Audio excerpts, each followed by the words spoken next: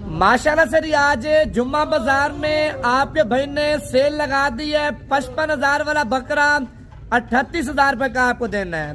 45 बकरा पहुंचे हैं, सारे के सारे खस्सी और सारे के सारे धोंदे बकरे, जिनका वजन भाईजान 22 किलो से लेके 30 किलो तक है। ठीक है भाईजान, रेट क्या है? मैं कहता हूँ पूरे पाकिस्तान की मार्केट चेक कर लें, पूरे पाकिस्तान की मंडियां चेक कर लें, ऐसा बकरा ऐसा रेट आपको कोई भी नहीं देगा।